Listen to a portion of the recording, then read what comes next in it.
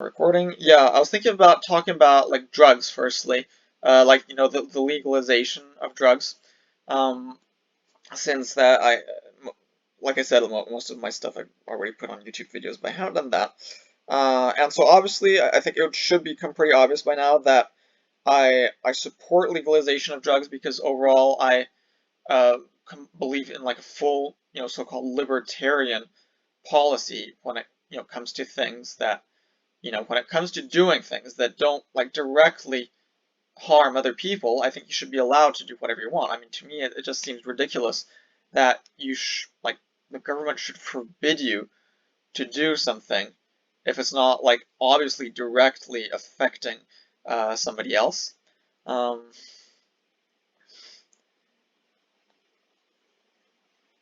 okay, I'm just reading your comments. Oh, actually, I should read out your comments because unfortunately the video is not good enough.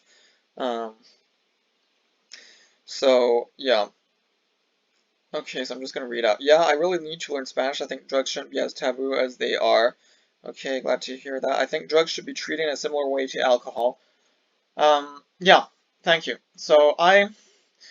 What might come maybe more as a surprise is that, like, lots of people maybe, I mean, a significant proportion of people who might be in favor of legalizing drugs, might even be pro-drug. I mean, especially like when it comes to, cannabis, marijuana.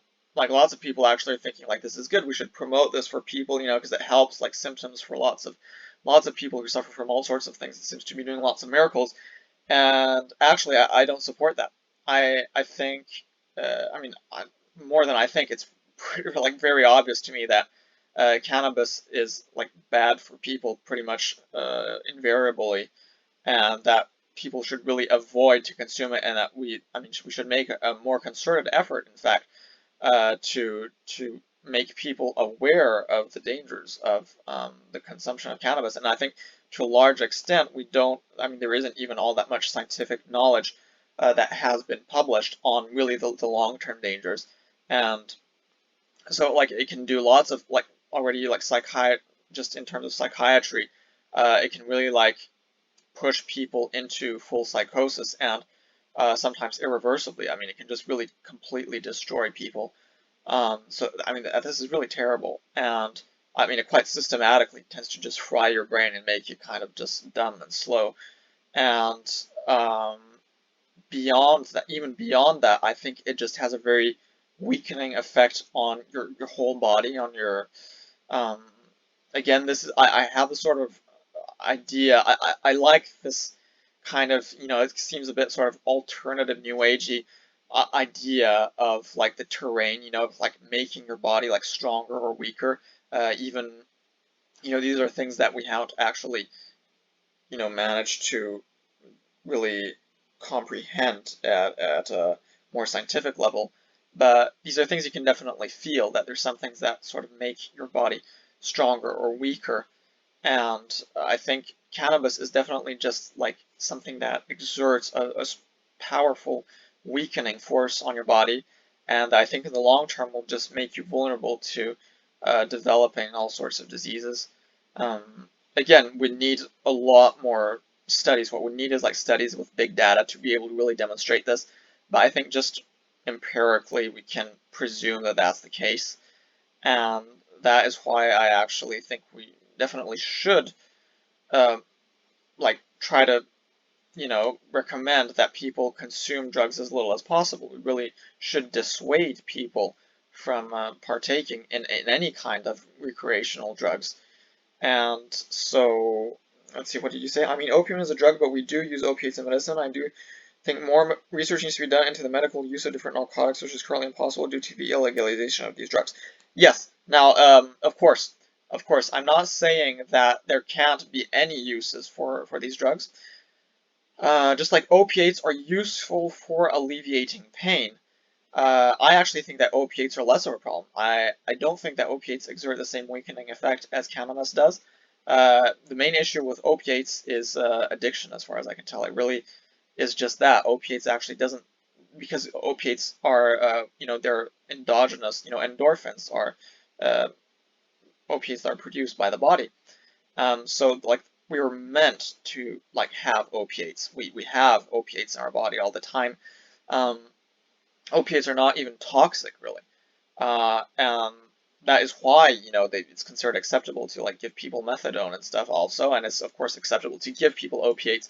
Just like I meant methadone, like in the long term, and in more short term, of course, you can give people morphine and such, and of course like fentanyl for like actual, more serious stuff. And so opiates are different. I think opiates are a lot more useful because they're a lot more powerful, and at the same time actually are a lot less damaging to the body. So I really don't think we'll reach a time when we'll actually be, I don't think there will ever be a good indication for using cannabis for anything. Um, but obviously we should be able to research all drugs, like including, all, absolutely all, no matter what, because like there are these categories, I can't remember exactly like the levels of illegality, but yeah, any any drug, we should be able to research them completely, and I mean that whole thing that you're not allowed to research them is really silly. So yeah, obviously we have to research it, and obviously, and so I would actually recommend a complete legalization of all recreational drugs, including ones that can be very dangerous. I'm thinking, like cocaine, which can be deadly, methamphetamine, all these, more stimulant ones that can actually just be lethal even without overdosing. Uh, Unlike opiates, which really require overdosing to become lethal. Um, so I think we should make them legal, again, just from the perspective that I believe in freedom. I believe that people should be free to do whatever they want. But of course, we should make it, we should inform people as much as possible of the potential pitfalls of consumption of, any of these recreational drugs. And we should, implement programs that help people free themselves of whatever addictions they might have. Um, Let's see, what do you say? I do think cannabis, marijuana, and cocaine and other narcotics do have medical uses. We need to find these medical uses through research. Well, cocaine actually has been an anesthetic, a topical anesthetic. Mm, I mean, a local anesthetic. I mean, like lidocaine, which is a related molecule, which is like a very typical local anesthetic. That is the application of cocaine. It's not. It's not anything else. It's being used currently, like a cocaine equivalent is being used. Um, Again, we should research to see if there's more that can be done. Um, my guess is that overall, like cannabis and particularly like THC, tetrahydrocannabinol, is not all that like incredible. Um, I don't know. I personally am not a fan of it, but again, that's just based on like a hunch. Obviously, I agree with you that we need to do research. That obviously. Uh, Unfortunately, I don't really think there's much more to say. Like I kind of covered the whole topic. Well, we know that, of course, the problem with criminalization is that, okay, I think like there's this idea, firstly, that prohibition in the 1920s in the US was a failure. Now, while it's true that like lots of, mafia gangs and stuff did manage to like profit off that and, become illegal, traders in ethanol, ethanolized beverages. Well, at the same time, apparently, I've been seeing sort of new, more recent information that's indicating that there actually was a decrease in ethanol consumption among the general population. And overall, there was a decrease in ethanol consumption, apparently. And, well, I wouldn't be that surprised. I mean, I think if you're going to make something illegal, probably, probably people are still going to be consuming it less than when it's legal. So my guess is that wasn't quite a failure, and we can see, um, let's see, alcohol consumption under prohibition. Let's see, here, alcohol consumption during Prohibition, National Bureau. When was this from? 1991. Abstract. We estimate the consumption of alcohol during Prohibition using mortality, mental health, and crime statistics. We find that alcohol consumption fell sharply at the beginning of Prohibition to approximately 30% of its pre-Prohibition level. During the next several years, however, alcohol consumption increased sharply to about 60% to 70% of its pre-Prohibition level. The level of consumption was virtually the same immediately after Prohibition as during the latter part of Prohibition, although consumption increased to approximately its pre-Prohibition level during the subsequent decade. So you see, this is quite significant. Even at the 60 to 70%, well, you still got a third. You removed a third of the consumption. You still have 2/3 of your previous consumption. That's quite significant. So obviously, it worked. Alcohol consumption was obviously decreased. So if that is your goal, we can't say that was a failure. So obviously, I think it's the same currently for all sorts of illegal recreational drugs. If we legalize those drugs, unfortunately, there are going to be more people probably consuming them, and that is very much not something that I desire. So I am reluctant to legalize these drugs, to be sure, but I think I just can't find a satisfactory justification for prohibiting them when it's just really something that's so personal. If you consume a drug, sure, then it'll have effects because maybe you'll become a junkie and then it'll sort of have broader effects on society, sure. But I don't believe that's a sufficient justification. I believe in giving individuals freedom as much as possible, and so I think it should still be legalized. And then, of course, you have the problem precisely of criminality, and that's the biggest reason I think that we should stop the system of already eliminate the war on drugs, and to the extent that we should legalize things, precisely because as long as something is illegal but there's still a demand for it, you're going to have a black market for that, and well, when you've got a black market, you have criminality, and drugs are actually the biggest, the most important illegal good that is part of the criminal economy. That is what finances criminal gangs. That is the main thing that one does when one wants to do illegal activity is drugs. And so this fuels an enormous amount of violence all over the world, wherever pretty much everywhere, because it's in producing countries and in consuming countries. Well, we've got tons of violence. In Mexico, it's probably the most severely affected of all those countries, where you've got just these, the parts of the country which are ruled literally by these criminal organizations that get their financing through drugs. And of course, these are drugs that are then going to be mostly consumed by North Americans. North of the U.S.-Mexican border, and so that is pretty. It's terrible. It's destroying the country in many ways.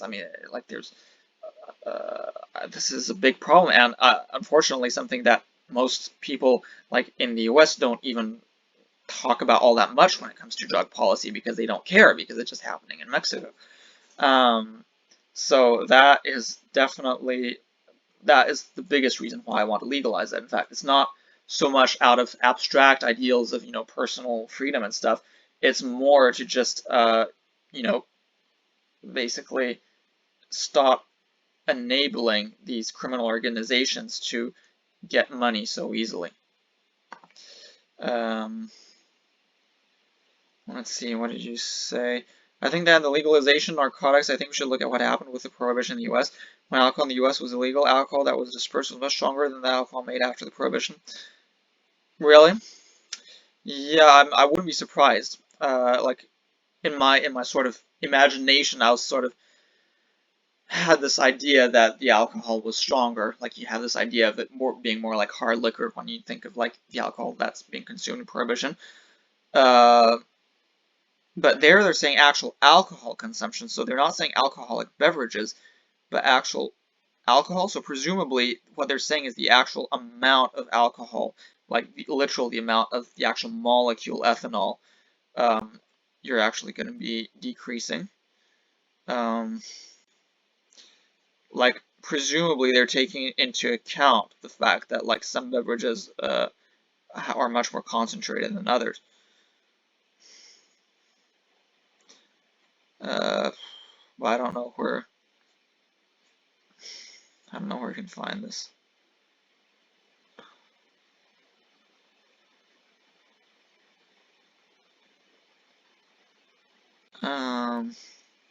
Particular consumption of wood or denatured alcohol likely produce more alcoholism deaths for given consumption. Yeah. So there's more of this sort of weird stuff, but yet overall people were still consuming less. Um, Look, the thing is that they're basing it on methodology, like it's on proxies of alcoholism. Um, I don't know where they found this stuff, but my guess is that it's actually proportional to actual ethanol consumption, not alcoholic beverages. So my guess is that prohibition actually was effective. I think the recreational use of narcotics is possible, and the fact the potency of narcotics would decrease if the use of said narcotics was legalized and regulated, which invariably reduced the risk of utilizing narcotics for recreational use. Yeah. Oh, yeah. Okay, I get what you're saying. So you're saying that when it's legal, then you decrease the potency, and that way, it's less of a problem. Yeah. The thing is that people consume it precisely for their potency. Like, nobody's like consuming recreationally like tramadol, right? Because it's like not enough. Um, the reason fentanyl is so popular is because it's so potent. Um, like alcohol, the reason people produce low potency is because people actually aren't even really trying to get all that drunk. Like they're just trying to. It's more of a social thing, like beer, right? It's more of a social thing, and so I do think I don't, it's more like of a social thing. I think other drugs is more really about the specific effect that the drug gives you, whereas ethanol is not quite so much the case, and that's why with ethanol it's a bit different. The other the other drugs are really just trying to max out, and you're just like if alcohol was like another drug where you're just trying to get as drunk as fast as possible, then you wouldn't you wouldn't consume beer, right? You just you just consume whiskey, or you just consume pure like straight 90% 190-degree 100% ethanol, right? Um, like the reason you do it is because it kind of tastes good and it kind of makes you tipsy and it's all that. That's why you do it. Um, so I and like if it was legalized, but then you could only sell like low potency stuff, then like people wouldn't be satisfied with that, and then you'd still have higher potency illegal versions that people would acquire, through the black market, and so we wouldn't have fixed the problem at that point. So I think, unfortunately, if you have to legalize it, you'd also have to allow for high potency, because otherwise you're gonna still have illegal higher potency drugs. Mm, let's see. Uh, So here somebody else says alcohol prohibition was a failure. Yeah, okay, but it was. Let's see what the conversation says here. How prohibition changed the way Americans drank 100 years ago. On January 17, 1920, 100 years ago, America officially went dry. Prohibition embodying the U.S. Constitution's 18th Amendment. Oh, what's this here? Oh yeah, it was 100 years ago. Banned the sale, manufacture, and transportation of alcohol. Yet it remained legal to drink, and alcohol was widely available throughout Prohibition, which ended in 1933. I'm reminded of how easy it was to drink during Prohibition every time I go to the hotel in New Hampshire that hosted Bretton Woods Conference, which created the modern international monetary system after World War II. The hotel, now known as the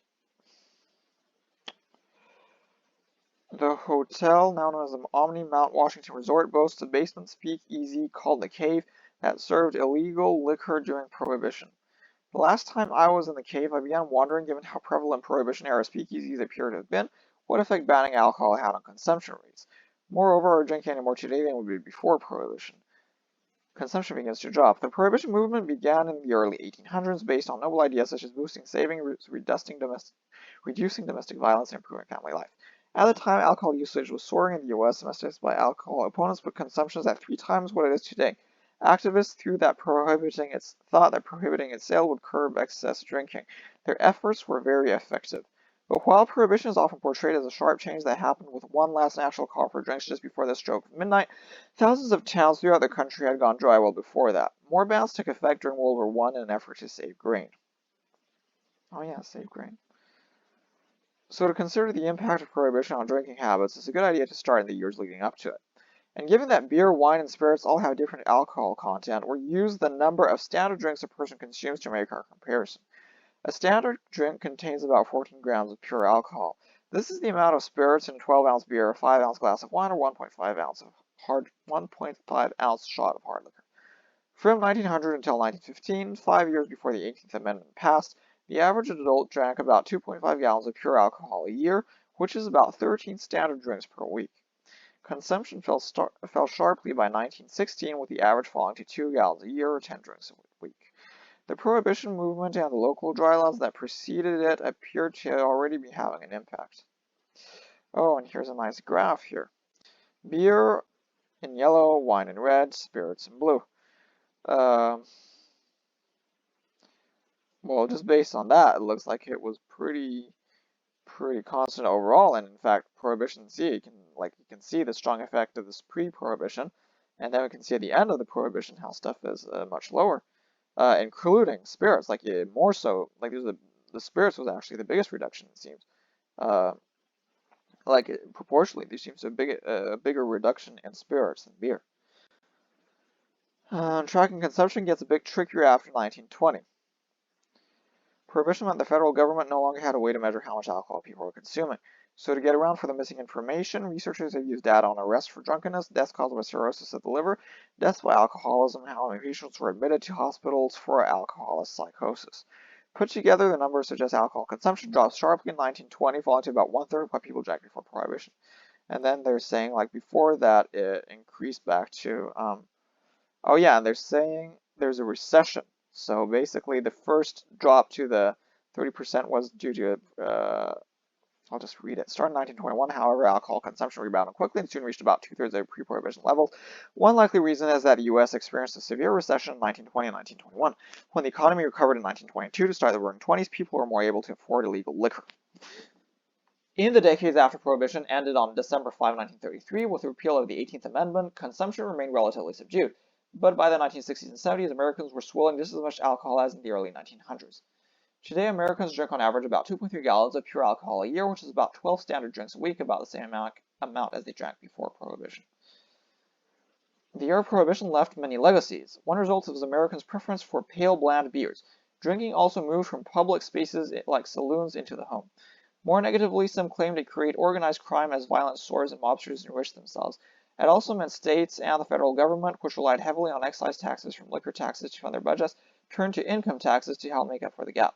And ultimately, it did not result in a significant lasting drop in alcohol consumption. Well, yeah, obviously, if you're going to ban it, you just have to keep it. For these reasons, many people believe it was a failure, which should give pause to policymakers and others pushing for ban on smoking and vaping. Again, that doesn't make sense. We're not presuming that we're going to ban it for 10 years and then legalize it because people then will want it less. Now you're banning it forever. And even the person most responsible for drafting prohibition legislation, U.S. Representative Andrew Volstead, was no teetotaler himself, suggesting even those who push such bans can't even abide by them. Gotta say, I am a teetotaler, however. So, definitely, and lots of people are. I think I read it was there's at least a quarter of the population who's total teetotaler, I think. Something like that. So as an economist, I believe if you want to stop people from doing something injurious to their health, raising the price works better than bans. Yeah, but at the same time, then, lots of these people are already poor, and then they're just going to be spending more money on that. Is that really, the best? Not sure. That's how the U.S. cut the share of adult smokers from 40% in the 1970s to 16% by 2018. Okay, well, when you put it like that, it does kind of seem pretty good. Anyway. The 100th anniversary of Prohibition reminds us that bans really work.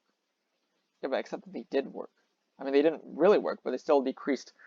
They decreased consumption by a third, which is not bad. But again, I don't advocate for a ban. I'm just saying, just saying. Um, but yeah. So anyway, that way, let's have a look at the comments. Provision also made fortunes for the Kennedy family. So apparently they did this.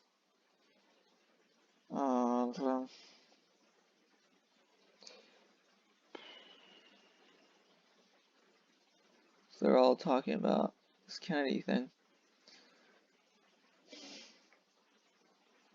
Okay, so here somebody's saying it's old fake news. Joe Kennedy was a wealthy man before the Prohibition, and the author of the most thorough study of the man today by Daniel Okrent concluded that Kennedy did not make money from Prohibition. He did, however, manage to get a great deal with Scotch distillers and delivered some of the first Scotch to the USA after Prohibition ended. Given your dodgy record when it comes to accuracy, I challenge you to produce evidence that Joe Kennedy called for policies that led to a block on Irish whiskey. And please no words or rants about other things until I have produced some evidence. David appears to have no idea what amounts to evidence. Joe Kennedy's name does crop up at this.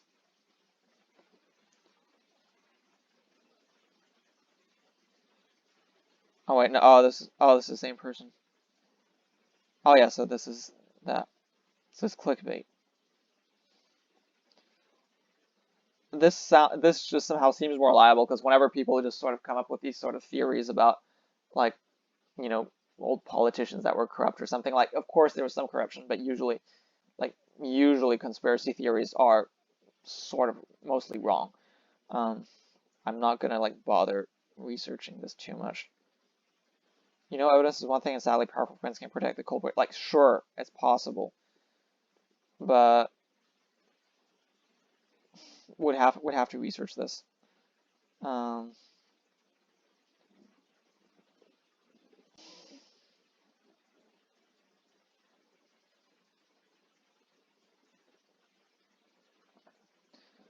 okay, so basically the whole comment section is just about sort of debating that Kennedy thing.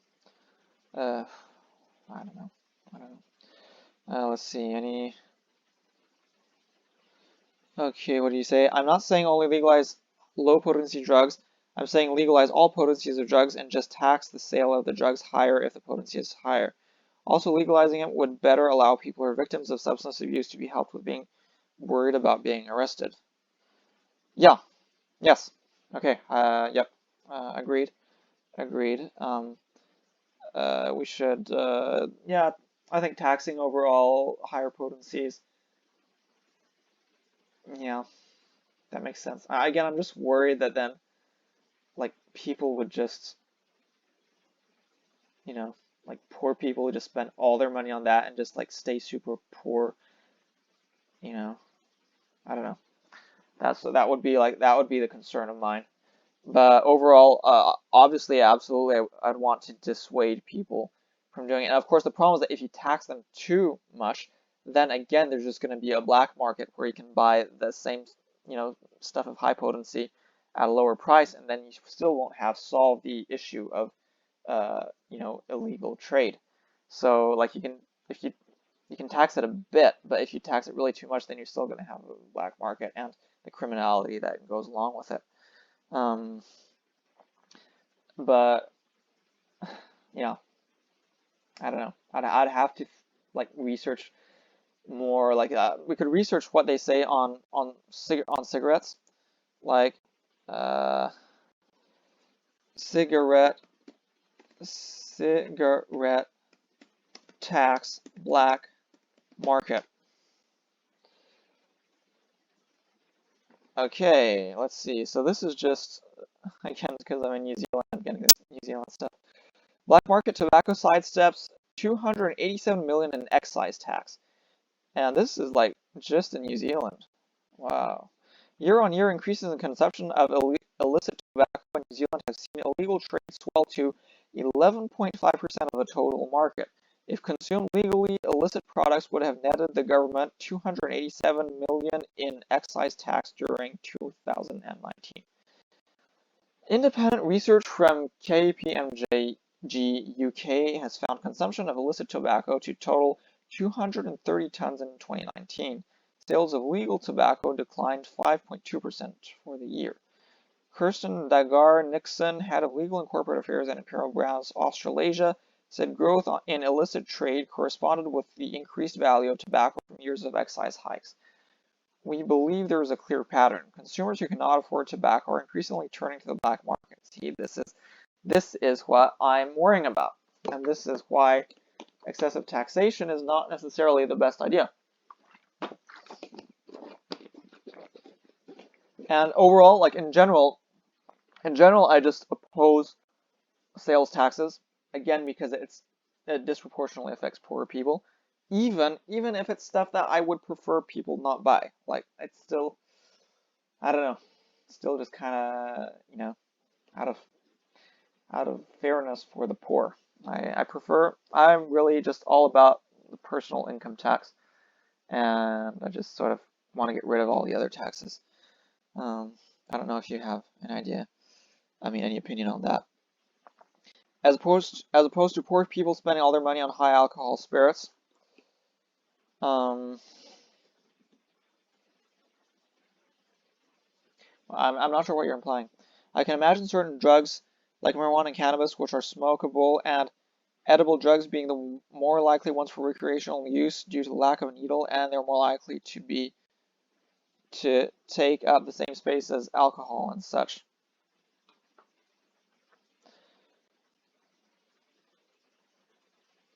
What do you mean by that? Like, lots of people are going to be like do you mean that like lots of people who currently aren't consuming drugs, like, are they going to be, your sort of average person who maybe like drinks a little but like doesn't consume any other drugs?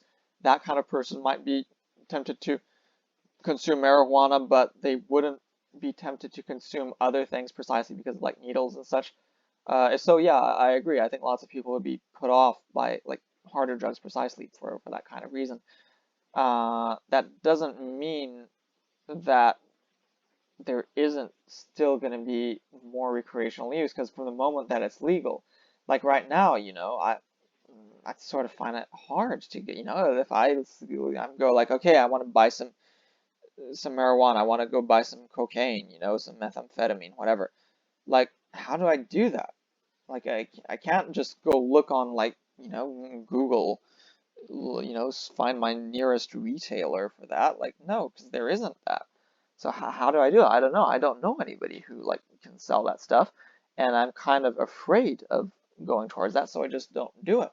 And so obviously, I think that people are going to do it less, and I think if you legalize things that require like needle injection, you're going to have more people do it, because now there's an easy way to just legally do it. You don't have to sort of go through shady means that can be a bit scary, and just a bit difficult to find. And so I think my guess is that you would have an increase. Like, you saw that there's a decrease, like when you had prohibition. Well, the consumption was about 2/3. I think that's probably quite likely to be the case. Is that current like the consumption under prohibition is about 2/3 of what it is without. So you could expect a 50% increase if we legalize drugs, and I think that's likely. And I think for all categories of drugs, I think it would happen across the board, because um, again, lots of people. Right now already, like marijuana, people aren't are afraid of it as much, precisely like because there isn't, as much, it's not considered so much of a hard drug, and you don't have to like inject it and such. So like the barrier to marijuana is just the fact that it's illegal, so it's just harder to acquire. Uh, and so that's the same barrier that you have for other drugs. Proportionally, that is the barrier that we would be eliminating. So I think we could expect the same proportional increase in consumption for every kind of drug. Um, oh no, it's lagging too much. You can't understand me. Hey, can you? You know that I also just am a very choppy speaker. Like, it might just be that. Probably not. If you're saying that you're lagging, you're probably experiencing genuine lagging. But just bear in mind that I'm also just make sort of weird pauses in my speech, and it's kind of just very choppy. Easy access also means easy access to treatment also in the case of hard drugs that require a needle. Legalizing those also reduces the risk of dirty infected needle is greatly reduced. Yes, thanks for bringing this up. Yes, absolutely. So obviously, it facilitates access to needles.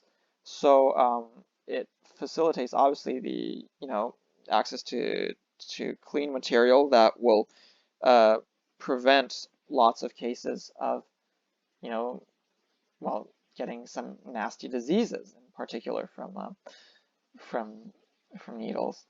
So that is definitely a strong benefit. And again, by avoiding stigma, well, if a person is overdosing, that person isn't afraid to go to the hospital or whatnot to get treated, and is also on will be no longer afraid to go seek long-term treatment for addiction. And so obviously, I think that's far preferable. I think that's I mean, criminalizing people. I mean, that's absurd. And I mean, there's so many people that then just they go to prison for this. They go to prison for this, and then they have a criminal record, and then it's hard to get a job even after being once you're out of prison. And like it's just destroying so many lives just for something so silly. And like there's still like if you're into drugs, you're probably going to go back to the drugs anyway, and especially if you're like your life is crap and like drugs make you feel better, then obviously you're going to gravitate towards that. Um, so like these are people who need to be helped mostly, and like criminalizing that I think is not the best solution. So of course you think, okay, so the idea is that criminalizing it means that people just aren't going to fall into that. Sure, but in practice, often that's just not the case. I mean, people are in certain environments, they get exposed to this, they have access to illegal drugs, and uh, they will just partake, and in the end, they might you know have problems and they'll need help. And well, criminalizing that is not really the best solution. Um, and again, I'm saying this as someone who is very much anti-drug. Um, You might want to change the tag from Spanish. Oh yeah. Hmm. Yeah. Can I change that? You're right that nobody this is why I'm getting nobody. This is why you're my only viewer. Um can I edit this? No. I don't think I can edit this. I don't think I can edit this without stopping the stream. Yeah. Probably I might have kind of finished the stream though. Oh, really? My screen is frozen. I mean, you know, like your vision of me. Did you hear me though? I mean, because that's what matters, right? Um, yeah. Oh, here. Oh, thank you. Yep.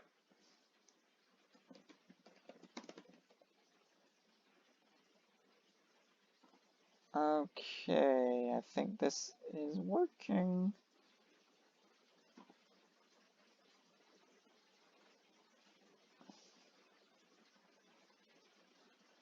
Okay, it still says that's in Spanish though for some reason. Okay, so I am able to edit this.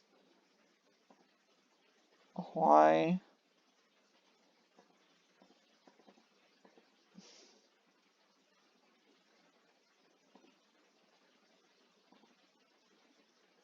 I don't know how to get rid of this Espanol etiqueta. Okay, I managed to semi-rectify it. I managed to change the title at least. Okay, okay, so you can still hear me. That is good to know. I'm happy about that.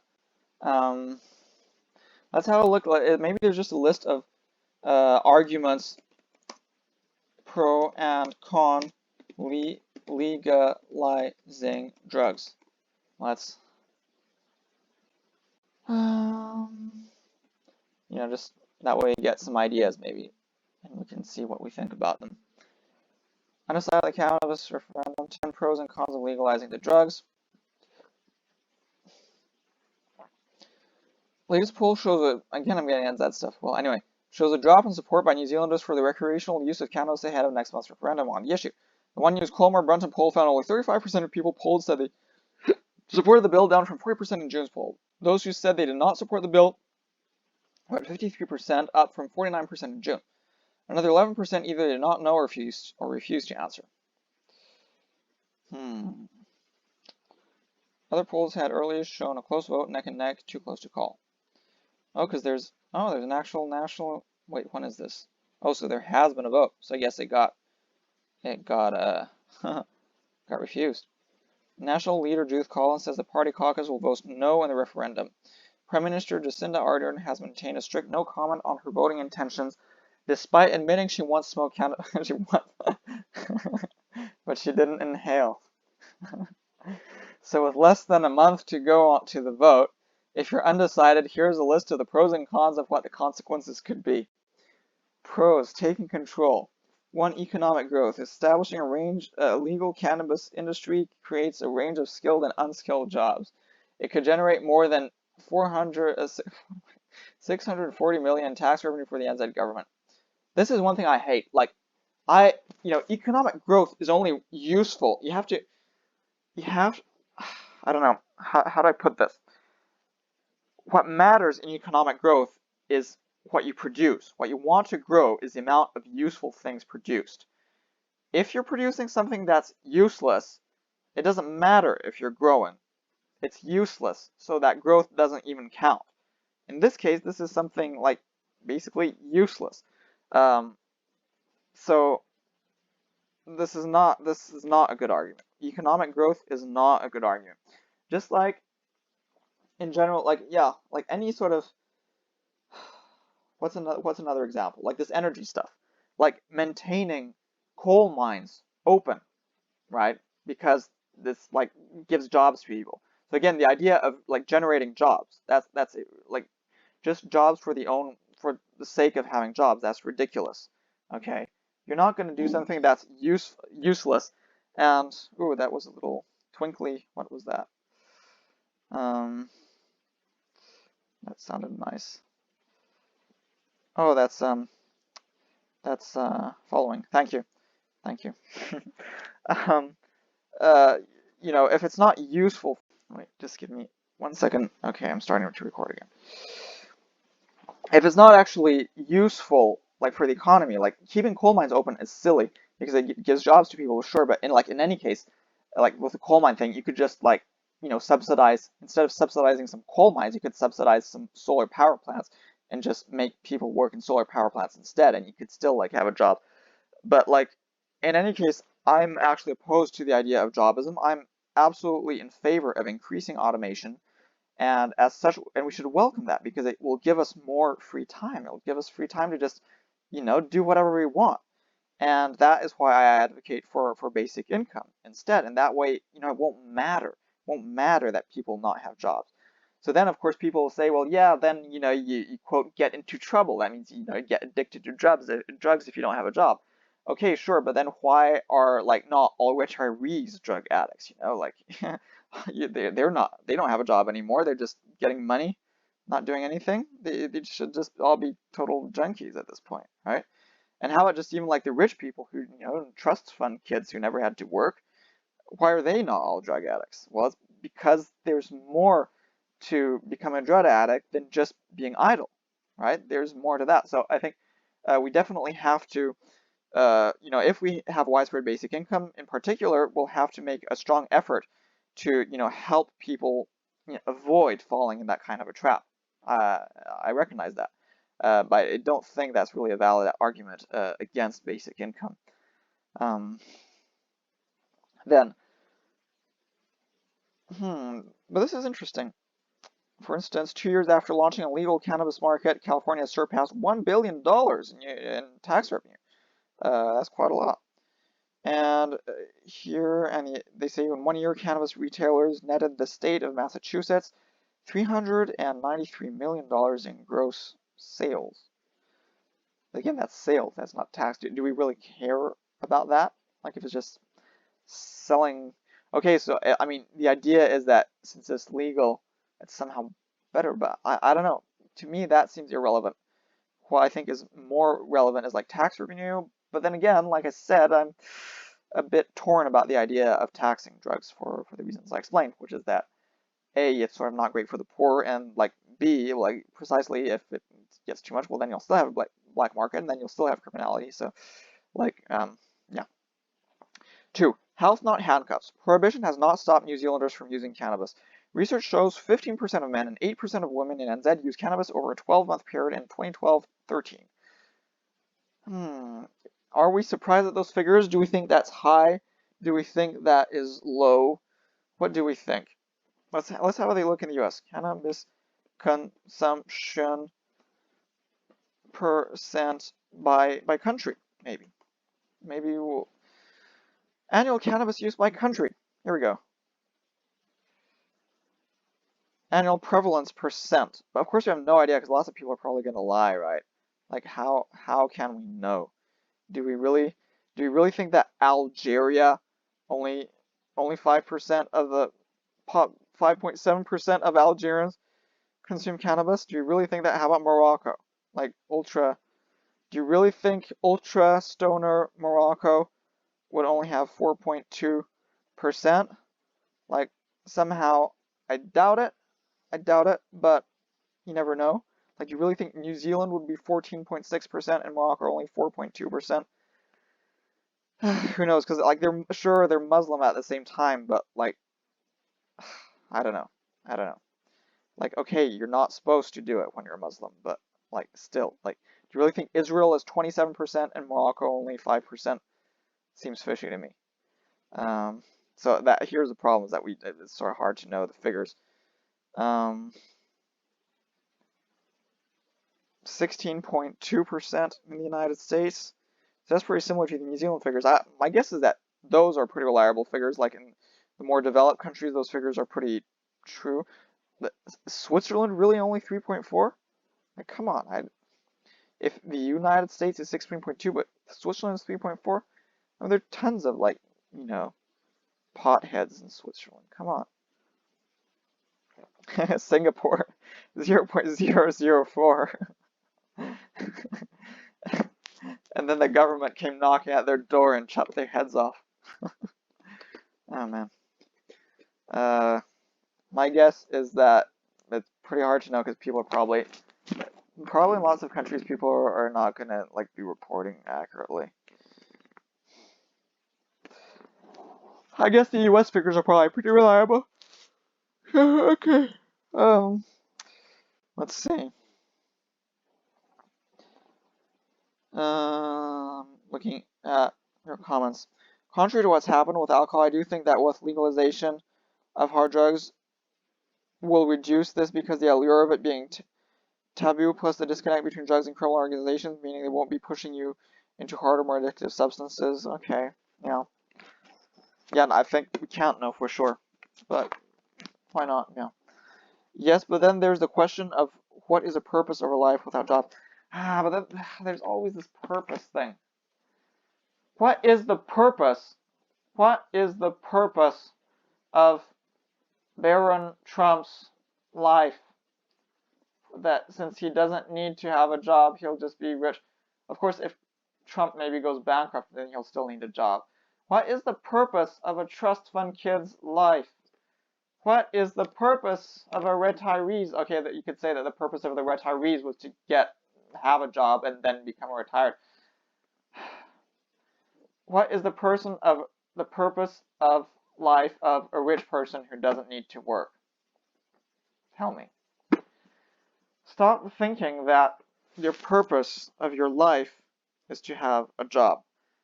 You stop wanting a purpose. Like I said, I'm an Epicurean. It's the only logical attitude to have. The only logical purpose of your life is to find enjoyment. Again, think about it. Why do we have jobs? Why do we have jobs? Because we need to work to make things. We need to work to have things to consume, right? But as automatization progresses, we'll no longer need to work ourselves to produce those things. We can have machines produce those things, and we can still have we'll be able to have everything we need just with the work of the machines. So at that point, your work is going to be useless anyway, okay? Like, your work is going to be useless. So, like, at that point, you'd just be deluding yourself. Like, literally, you'd just be working to give yourself an illusion of purpose where there is none, okay? Um, that's something that seems to be particularly prevalent in the USA. I mean, I don't know if in the US or not, but I've noticed that there's a sort of jobist, idolatry. Sort of like there's the golden calf, and this is the sort of job. It's sort of related also to this sort of idolization of free market and idolization of jobism. There's this idea that that is what gives meaning to your life, and I disagree. I don't think that, and in fact, well, the funny thing is that lots of uh, even like hardcore like socialists have bought into this too, and which is why I mean, one of the reasons why I actually strongly oppose like the just sort of typical socialism. But the funny thing is that Karl Marx himself basically his long-term vision was precisely that, just full automatization, and nobody would actually work. I mean, it would just be leisurely work. It'd just be, recreational work. You do whatever you want as a hobby, right? People like he has this sentence where like yeah, during the day you're like going fishing and then at night you're doing like literary criticism or something. Uh, you just doing your hobbies basically. That was Marx's vision, and it's mine too. It's mine too um, because it's the only thing that makes sense, basically. There is no evidence whatsoever that there's like an ulterior purpose to your life. And even if there was an ulterior purpose, it would be kind of weird because, like, what purpose could there be beyond just enjoying life? Like, to me, a purpose is precisely trying to improve things. You've got to do things better. But imagine that things have been improved to their maximum extent. What more is there to do? What additional purpose is there to be found? There's nothing. There is nothing more. And and so in that sense, yes, life is meaningless. And I think people want to find meaning, but that's a mistake. That's a mistake. Basically, we need this idea with this quest for purpose is just to fill this void in ourselves, to feel this feeling, to fill this void that we feel when we contemplate the ultimate meaninglessness, the ultimate purposelessness of existence. There is no purpose, and that is why we just have to enjoy it. And that is why I think Epicureanism, it seems shallow, but actually it's profound. It's in fact the only like profound philosophy in a way, fundamentally.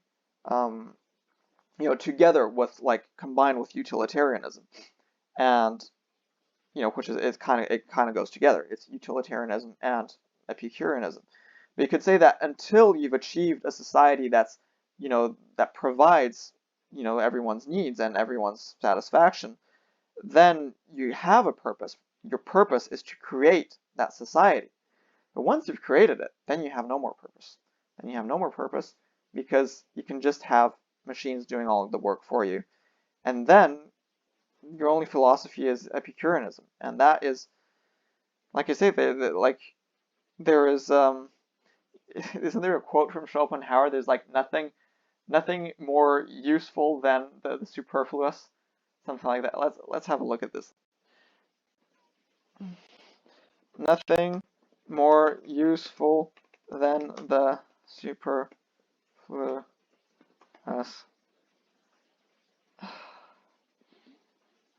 I remember it's not I'm not a big reader of philosophy. I remember watching this in the film La Vita Bella with where Roberto Benigni gets sent to a concentration camp. I mean, if ever you've seen that.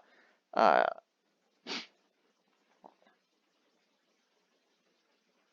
yeah, I don't know. Anyway, what I'm saying is that this is related. What I'm saying is that there's nothing there's nothing deeper than the superficial. And likewise, there's nothing more superficial than the deep. I feel that, overall you have all these sort of, people that sort of try to be deep and stuff, and ultimately it fails. And to the contrary, well, actually, the most deep thing, like the most deep philosophy is really just utter superficiality, utter simplicity. Um, and that kind of goes along, I kind of like, I like the Buddhist concept of no self, like that ultimately we aren't anything, and that ultimately nothing, because nothing is anything, and ultimately there's only just manifestation, there's only impression, only illusion, like there is no deeper essence to things, like literally there is only the superficial. And paradoxically, well, that's the deepest thing you can realize, is like the most profound insight you can have is that fundamentally everything is empty, and therefore everything that appears to be is just superficiality. So really, superficiality is the only thing that exists. Um, so so yeah, all that to say, just don't don't reject basic income because you think you need to force people to have a job to find meaning. Again, and that's the other thing that's nuts, is that like if like nobody's saying you can't have a job. Sure, you can still have a job. You can still have a job, any job that you like. But it would be ridiculous to force people to have a job if they don't want to. See, I mean, it's just like it's that sort of false equivalence between social like liberalism and conservatism. It's like social conservatism is about having like the government, from the supposed people who don't want who want small government, who don't want government interference. Well, actually, social conservatism is saying we want the government to interfere in people's lives and make them live according to a very specific model.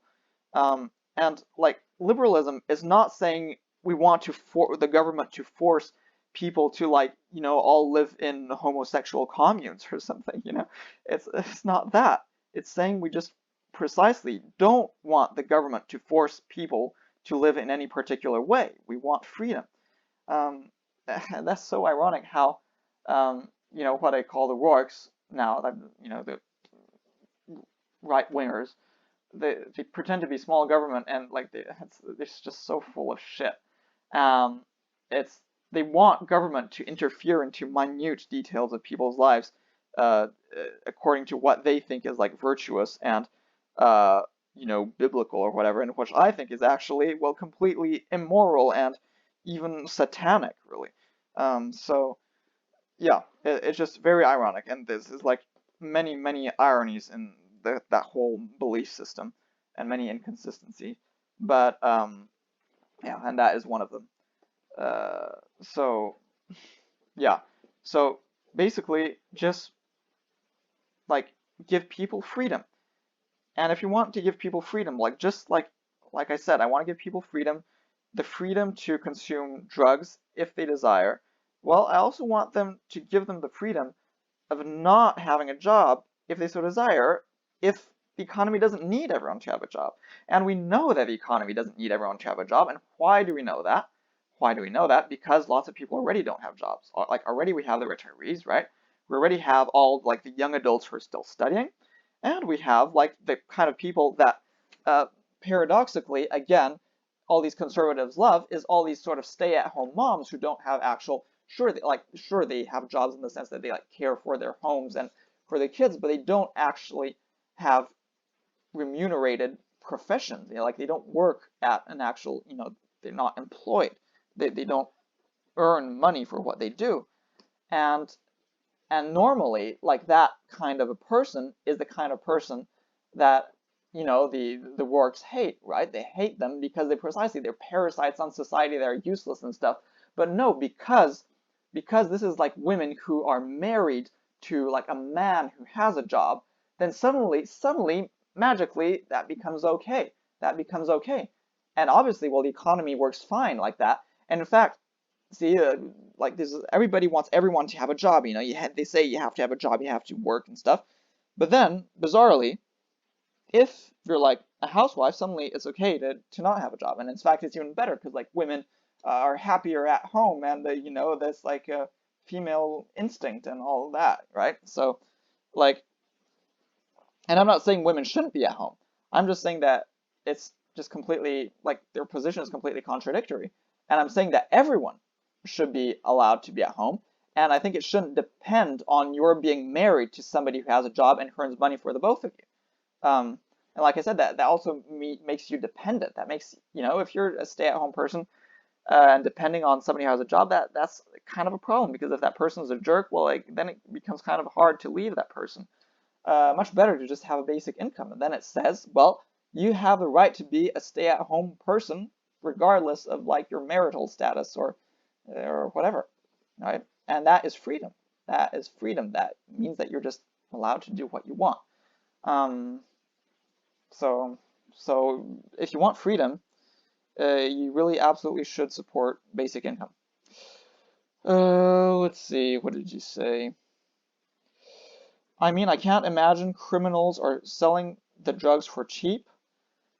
They're selling them at whatever the market price is. Um, just supply and demand, basically. If you're going to be taxing those drugs, the price is going to be higher, necessarily. I mean, that's just, and they're selling them for the market price. And if you legalize those drugs, they're also going to be sold at the market price, which normally is going to be about the same. Now, because it's legal, the demand is going to be a bit higher, but presumably, so if the demand is higher, the prices are also going to be higher. Not sure how that will work out though, because then the demand, but the supply for drugs would also be lower. So I don't know. I don't know what the effects would be. Like, would prices go up because the overall demand is higher? But maybe like because it's legal, then there might be actually more production of drugs too, and so then the prices might stay the same. Um, hard to say.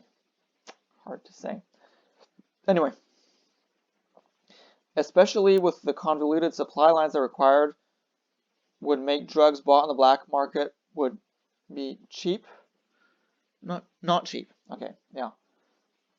Yeah, I mean, I agree that there are probably additional expenses that would be somehow eliminated through legalization. So um, that would bring prices down. Probably you could get like economies of scale too if you had like big companies doing it. Although right now you've got already big drug suppliers. My guess is that overall prices wouldn't change dramatically though. You can't imagine the US figures would be that much more reliable than the other countries. Yeah, fair enough. Fair enough. I mean, I think they'll be more reliable than countries where, it's like maybe considered more of a problem, like where there's like more, you know, government control and where like there are harsher penalties, um, like Singapore. But yeah, but that Switzerland figure is really low because I've been living in Switzerland for a long time. Um, it seems really low, 3.4%. I have a hard time believing that. The purpose of life isn't to have a job, however, use of job resources, through the use of job, resources are allocated to those who have earned it.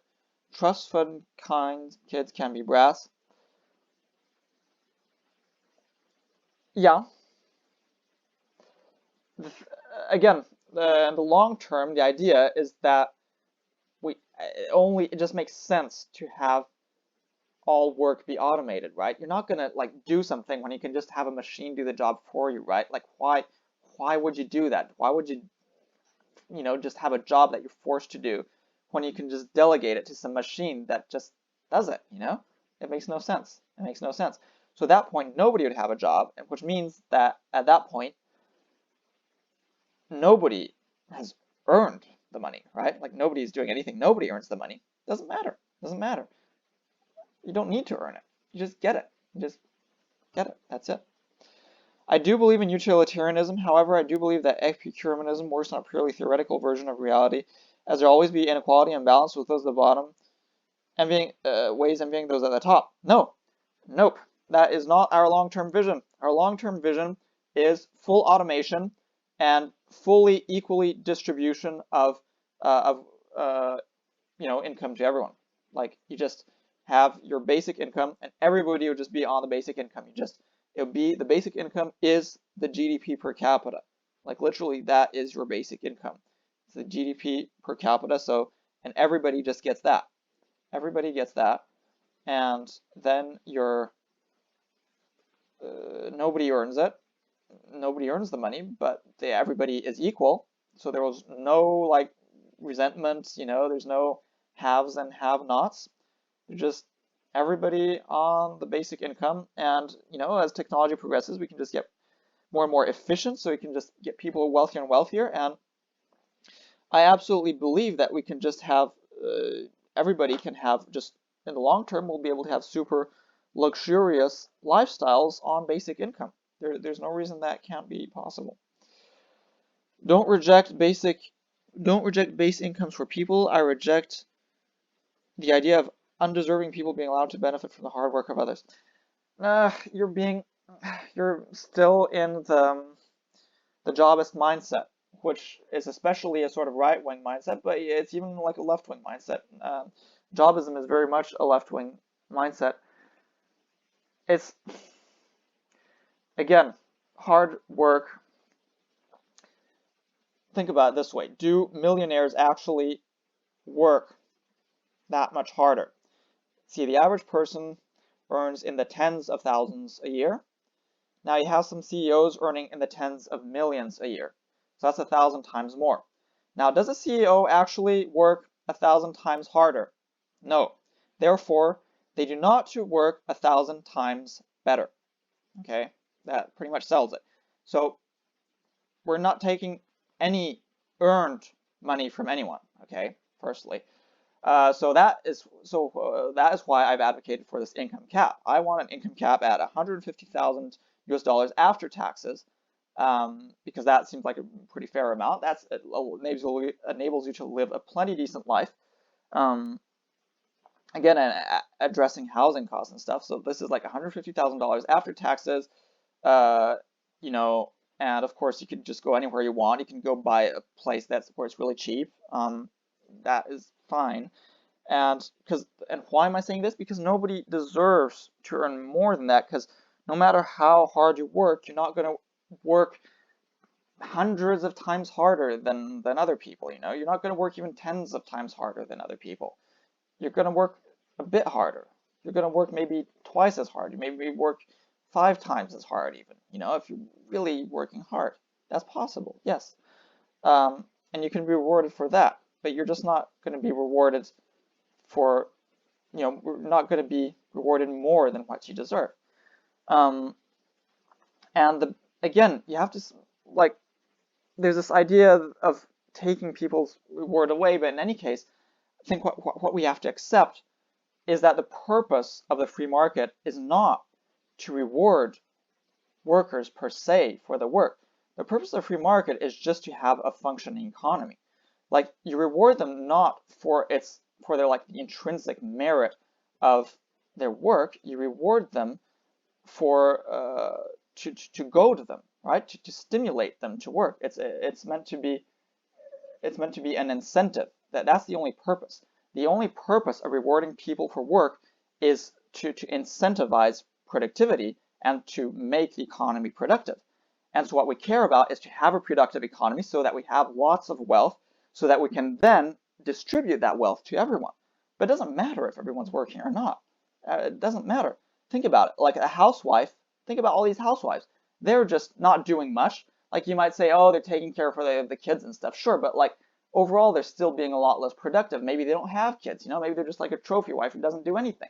They're unproductive, right? And yet we don't complain about them, right?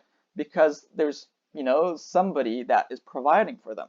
But in fact, they're just as parasitic. And yet we're okay with that. And the point is that of course we should reward people for their work, but like you're going to be rewarded anyway, right? You're going to be rewarded anyway. It's just that you might be rewarded more or less. But in any case, it's impossible of properly quantifying how much one deserves to earn, right? I mean, how can you say like this work deserves to be rewarded this particular amount? You can't. So in any case, it's going to be a bit arbitrary. And plus, there's so much income on the free market that doesn't even come from working, but comes from like passive income, right? From just like investing. And you didn't do anything. So like how do you deserve that? You don't deserve it. You don't like imagine you earn billions just through investing. You don't deserve it. You didn't do shit. Like you didn't do anything. So like yes, okay, it's good for the economy. Like you provided an investment. Uh, you've helped out the economy. Uh, However, like you don't deserve that much. You don't. What I mean is that the amount, like the usefulness of your work, is not proportional to the reward you get. Um, and so that's why it doesn't matter if people aren't getting rewarded the same amount as before, because in any case, people aren't getting rewarded fairly now, and it's impossible to properly reward people. It's impossible to fairly reward people. So the only thing that matters is that the economy be productive, so that we don't stifle productivity by excessively eliminating these rewards to workers.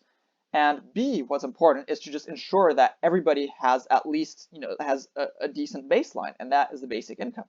Those are the two things that we need to ensure. Those are the two things that any good economy needs to ensure. So again, I'm really hoping to kind of just get people to stop thinking about this sort of meritocratic notion that is how, that people who get super rich deserve to be super rich, that people who are super poor deserve to be super poor, that people who do nothing deserve to just be poor and shouldn't be allowed to have a basic income. Again, in the long term, everybody is going to stop working because there'll be absolutely no need for people to work, and that we're getting there already quite quickly. And at that point, nobody will deserve to have any money. Okay, nobody will deserve to earn anything at all. But obviously, who cares? Again, stop. We've got to stop thinking about this, this paradigm of deserving or not deserving. Again, if you think from the utilitarian perspective, you want well-being, whether it's deserved or not. What you want to do is just maximize well-being. And how do you maximize well-being? You maximize it by maximizing wealth to everyone. So you just have everyone on the basic income that's as high as you can. And how do you do it? Well, by having as much automation as you can, and then having just people reap the fruits of that automated labor without deserving it. Again, that's a very toxic notion, this idea that you have to deserve something. No, you don't have to. Think about just your life, your very life, just existence. You don't deserve it. You don't deserve it. You didn't do anything, right? You just are here, and yet you have this all around you. Your very existence. And they're very nice things that you have that you didn't like have to pay for, and yet you have it. You have your body, your health, the nature, the sky, and all that. You have it. You don't deserve it, but you have it, and it's good that you have it, and that's fine. I mean, it's good because it brings you well-being, and that is the only thing that matters. What matters is that we increase well-being, not that we somehow reward merit. Rewarding merit is not important per se.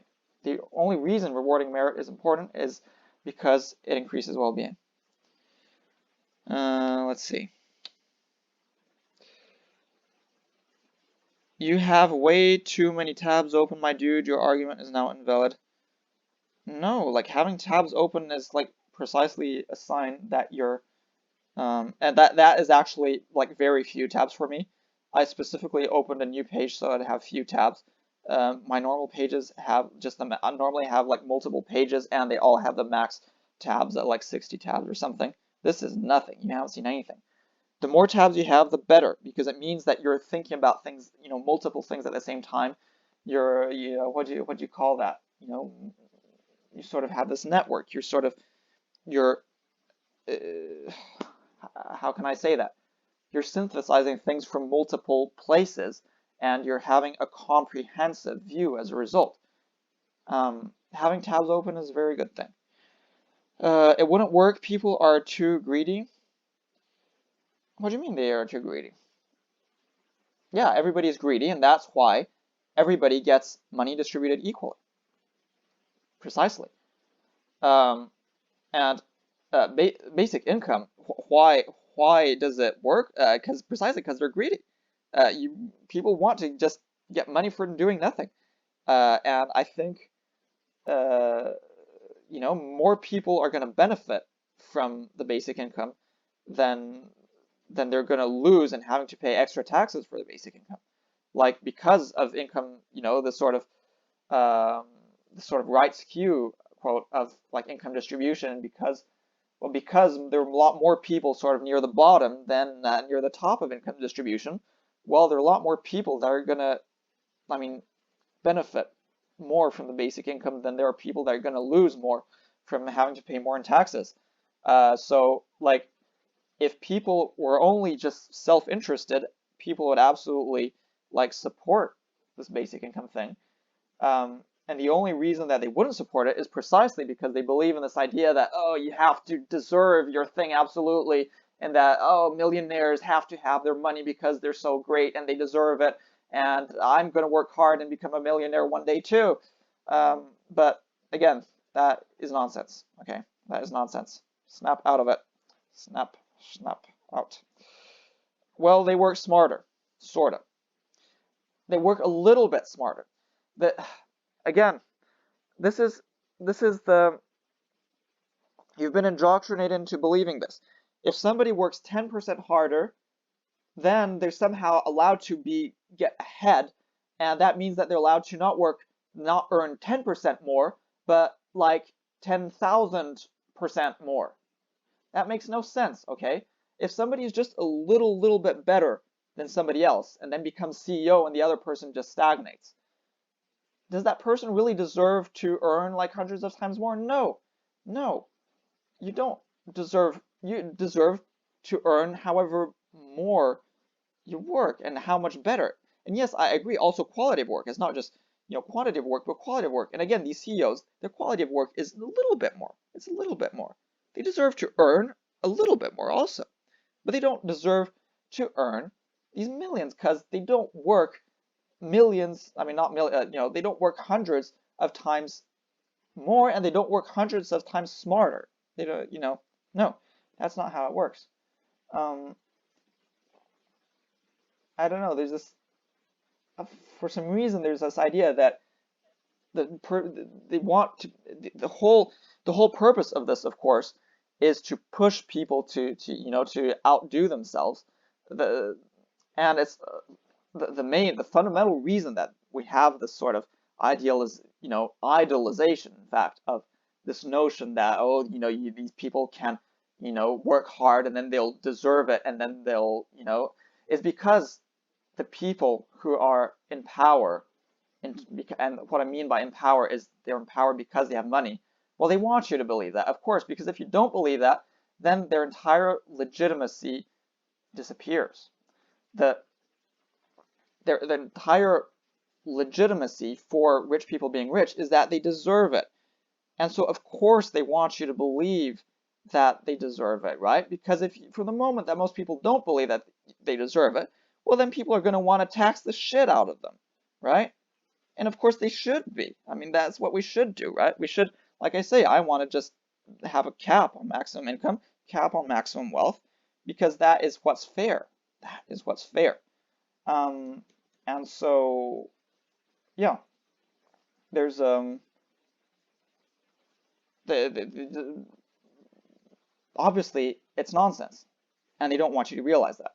And what's ironic, of course, is that there's so many, especially more like quote right-wing work people.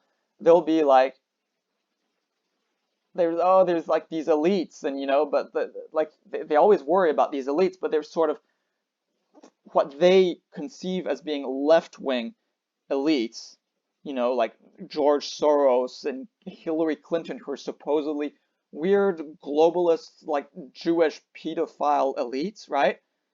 Meanwhile, Donald Trump is just a regular man of the people.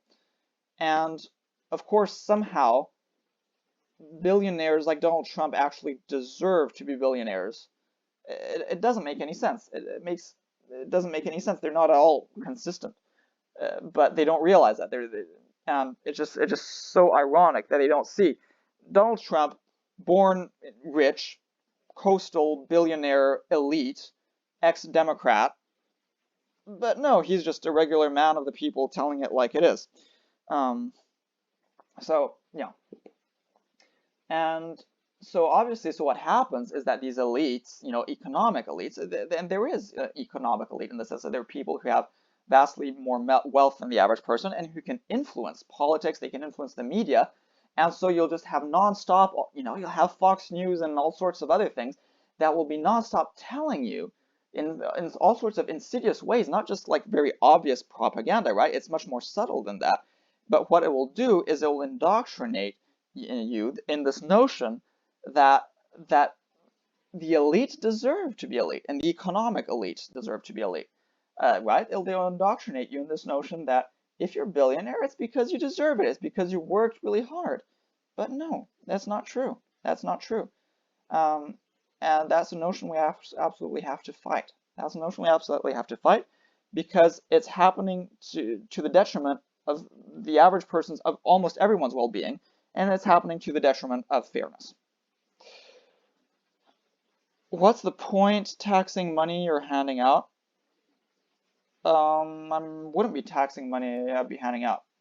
The basic income is after taxes, precisely because otherwise, it would just complicate things to just like, sure, you could give a basic income and then still retax that, but you're not going to do that. I mean, maybe you're meaning something else. I don't know, but like basically, you figure that the basic income is after taxes, right?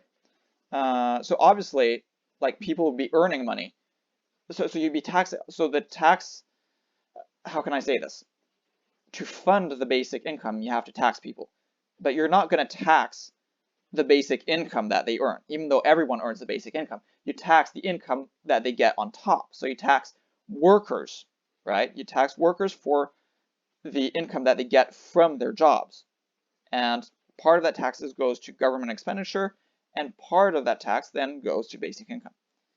You need to go now. It's 4 a.m. and I haven't even slept yet. Oh no. Yeah, absolutely. Go to bed. I'm gonna post this on YouTube. And let's see, my time here is 3:20, so that would have been 3 p.m. So you're 4 a.m. So you're like the opposite. So you're like, oh, you're in Europe. You're in Europe. Okay. I know where you live. Okay. Good evening, Truthway. Good evening. Care to address the flat Earth on stream? Okay, Denman Ultra 66. The Earth is round and of 8. Can't believe you see. Summoned me for that. The Earth is not round, nor is it a spinning ball. Go away, your idiocy is infectious. What's your biggest proof that you live on a globe?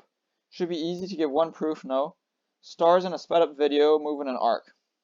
Well, yeah, they do move around the immovable North Star Polaris. That proves that the Earth is stationary and the stars are moving around it.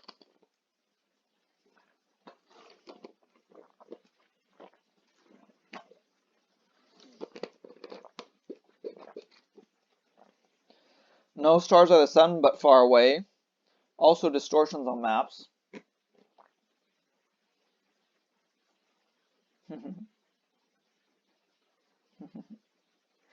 Well, okay.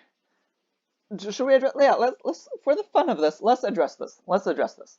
Deadman Ultra, you can go to sleep. I am letting you go. I mean, you know, you're welcome to come back at any time. Um, but yeah, in any case, I was gonna like finish at this point. Truth Way, if you're still here, I can address this. In any case, those will be sort of funny, just ending. It's true. You can't actually know for sure from a single point, on Earth. You can't know for sure that the Earth is flat or round. Absolutely there is no way to know on a single point because I mean obviously there's the stuff goes round and round, so there's some sort of motion. I mean there could be the sky going around you, right? Or it could be you turning around, whatever. It could be a flat Earth and you yourself turning around. Um, so you can't actually really know. I mean, sure. So you could see there's the Columbus thing, right, with the mast of the boat first appearing at the horizon, then slowly the rest of the boat appearing. So that is sort of one thing that indicates that the Earth is round. But you could say, okay, maybe it's like some weird like optical illusion. We know that there's sort of funny optical stuff like that where you can actually see like mountains far away that you shouldn't, based on the curvature, and it's because of a phenomenon of um, refraction, I think, or diffraction. I'm not sure. Some sort of light thing. um, and and so that, but it still is a piece of evidence. And then the way you know it is the way that Eratosthenes figured out I think it was him. Yeah, I think it was him. In Egypt, figured out the what was it? The radius and diameter of the Earth by measuring the the shadow of the sun at the summer solstice, both in two different places in Egypt. And he measured the distance, and he actually came up with a very pretty accurate measurement of Earth's radius, diameter, and circumference. And because that's how you do it. The way you know it's round is because the night sky looks totally different, and also the sun is at different like latitude, different heights in the sky, in different places, and that would not be possible if the Earth was flat. If the Earth was flat, you could have, if the stars were close, sure you'd have differences, owing to the fact that you're seeing them from different angles, like this sort of parallax phenomenon, right? Um, but but it wouldn't be completely different. Here I'm in New Zealand, the stars are completely different from the northern hemisphere. How do you explain that if Earth is flat?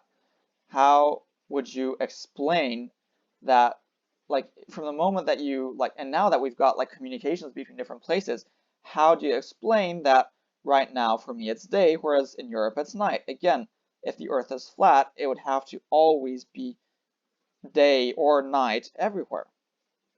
So that's it. That's it. I have once and for all put a rest to the question.